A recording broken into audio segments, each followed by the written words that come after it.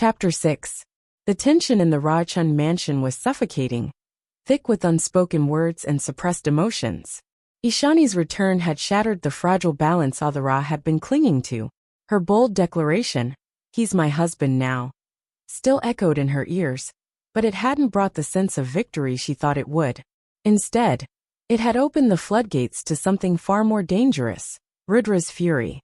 For 2 days, he hadn't spoken more than a few clipped words to her, his silence laced with a storm he didn't bother to hide. But tonight, that storm would finally break. The Raichands were hosting a charity gala, a high-profile event filled with the elite, press, and corporate sharks waiting for a scandal to unfold. Aadhira had tried to excuse herself, but Rudra's words had been final. "You're my wife. You'll be by my side." The coldness in his voice had left no room for argument. Now, standing in the grand hall, Aadhira felt the weight of countless eyes on her. She wore a deep crimson sari, its silk hugging her curves, the open-back blouse tied delicately at the nape of her neck. It had been Rudra's choice, a possessive statement disguised as a fashion decision. And as if on cue, she felt the heat of his gaze on her from across the room. Rudra stood by the bar, a crystal glass of whiskey in his hand, his sharp jaw clenched, his dark eyes never leaving her.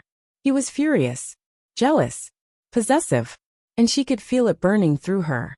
Aadhira tried to focus on a conversation with a group of socialites, but the weight of Rudra's gaze made it impossible.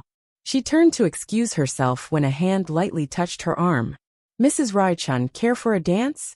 She blinked up at Rudra Kapoor, a charming investor known for his flirtatious nature. His smile was polite, but carried a glint of mischief. Before Aadhira could respond, another hand gripped her wrist firmly. Rudra. His jaw was tight, eyes dark with a storm that had been brewing for days. Without a word, he yanked her away from the crowd, straight toward the dance floor. The music swelled, a slow, sultry melody, and within moments, Rudra pulled her flesh against him. "What the hell are you doing?" Aadhira hissed, trying to pull away, but his grip only tightened.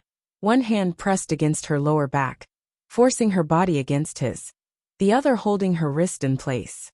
"You really think I'm going to stand there and watch men flirt with my wife?" His voice was low, dangerous. Aadhira's heart raced.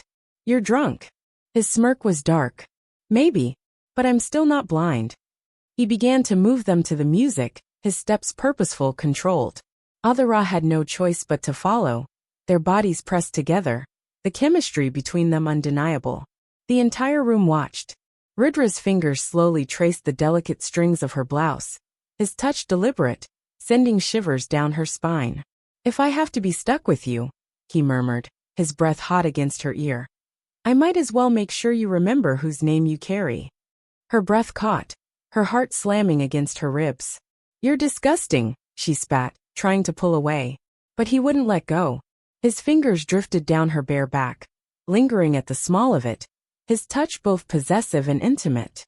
"You can pretend you hate me all you want, Aadhira," he whispered darkly, "but your body tells a different story." The audacity of his words sent a wave of anger through her. Without thinking, she slapped him. The sound echoed across the dance floor, silencing the crowd.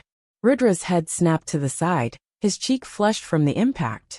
Aadhira's chest heaved as she glared up at him, her hands still trembling. But then, to her utter shock, Rudra's lips curved into a slow, dangerous smirk. "Feel better now?" he asked, his voice dripping with dark amusement. The fury in his eyes didn't match the calm exterior, but Aadhira refused to back down. "You're an arrogant bastard," she seethed. He leaned in closer, their faces inches apart. "And you're still mine." The music swelled again, but the only thing Aadhira could hear was the thunderous pounding of her heart. The moment felt too intense, too charged. And despite the anger, despite the humiliation, there was a pull, a magnetic force that neither of them could deny. Their breathing was ragged, their faces too close, and for a moment, Aadhira thought he might kiss her. But then Rudra stepped back, releasing her hand. "We're leaving." Without waiting for her response, he strode off the dance floor, leaving Aadhira standing there, breathless and furious. The car ride home was suffocatingly silent. Aadhira sat rigid, her fists clenched in her lap, while Rudra stared out the window, his jaw tight. Finally, she broke the silence. You humiliated me tonight. His head turned slowly, his dark eyes meeting hers. You think I care? Her heart twisted painfully, but she didn't let it show.